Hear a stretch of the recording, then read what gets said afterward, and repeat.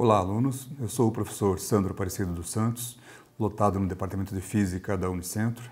Tenho graduação de licenciatura em Matemática e doutorado na área de Ensino de Ciências. Aqui ao meu lado está o professor Ricardo Yoshimitsu Miyahara, também lotado no Departamento de Física, graduado em Física e doutor na área de Engenharia de Materiais.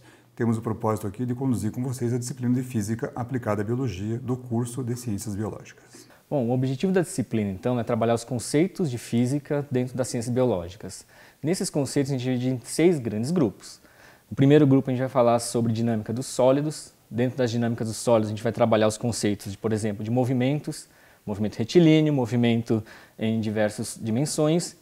Falaremos também sobre movimentos, a diferença entre movimento e força, o trabalho relacionado na física, que é um pouquinho diferente do que a gente tem no nosso dia a dia. O conceito de trabalho a gente já liga junto com as energias, os diferentes tipos de energia. E finalizaremos essa parte em uma das questões mais básicas que a gente tem nas ciências, que é a lei da conservação da energia. Então a gente finaliza essa primeira parte com a lei da conservação da energia. A gente entra no segundo tópico, que seria fluidos em sistemas biológicos. Dentro de fluidos a gente vai trabalhar, por exemplo, a definição do que é pressão, a diferença de uma pressão geral com pressão hidrostática.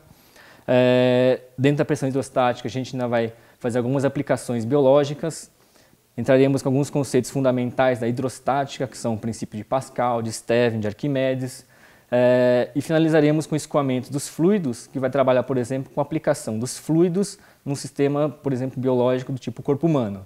Então, qual que é a diferença? Como que o fluido corpóreo trabalha dentro do nosso corpo humano, considerando a bomba cardíaca como o princípio fundamental da pressão do nosso corpo.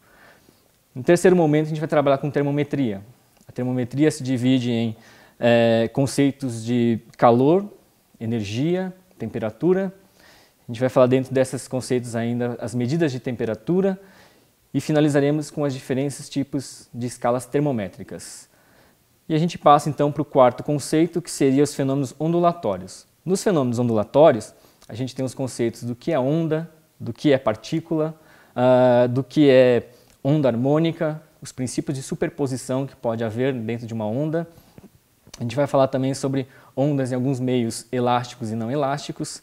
A gente vai falar também sobre a aplicação de ondas no meio, por exemplo, como num gás, que é o caso do som. Dentro do som, a gente vai falar sobre os sistemas sonoros, qualidades mecânicas e fisiológicas do som. Com isso a gente aplica o conceito físico na biologia, por exemplo, na fonação e na audição. Quando a gente fala na fonação, como que o nosso som é emitido na nossa boca, por exemplo. E quando a gente ouve, o ouvido humano, como ele capta esse tipo de som. Então essa vai ser a diferença. E a gente vai aplicar também esses conceitos ondulatórios dentro do ultrassom. Isso é um tipo de som que é uma frequência que a gente não escuta, mas que tem várias aplicações, por exemplo, na medicina, entre outras. A gente passa para o quinto tópico, que seria a parte de óptica. Na parte de óptica a gente vai trabalhar basicamente com óptica geométrica. A óptica geométrica se divide em conceitos, por exemplo, de lentes, que na biologia é muito aplicado, por exemplo, nos equipamentos de microscopia, o microscópio óptico basicamente são lentes. Então, nesse conceito a gente vai verificar também a diferença entre lentes refrativas e lentes reflexivas. E finalizaremos com esse conceito de ótica em olho humano. Então, o conceito de olho humano tem muitos dados ali, muitos princípios que são trabalhados a parte física no olho humano.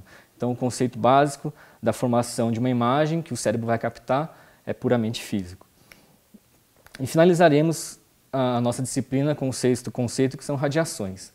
Dentro das radiações, a gente tem diversos tipos de radiações. Então, radiações, por exemplo, corpusculares e radiações eletromagnéticas. Nas radiações eletromagnéticas, que está dentro dessa radiação, as luzes visíveis, por exemplo, a luz visível, ultravioleta, infravermelho, raio-x.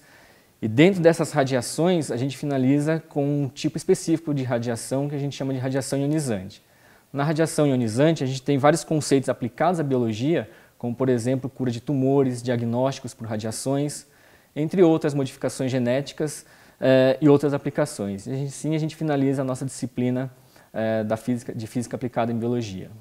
Ok, pessoal, então perceberam que temos aí uma gama razoável de conteúdos e conceitos a serem desenvolvidos. Procuraremos colocar a disciplina do modo mais prático possível, com bastante aplicações relacionadas ao conhecimento biológico. E é claro que solicitamos a vocês bastante atenção aos materiais, aos textos que serão disponibilizados a vocês na plataforma Moodle. E isso, claro, confere e solicita a vocês bastante dedicação à disciplina. E desejamos a todos um bom trabalho.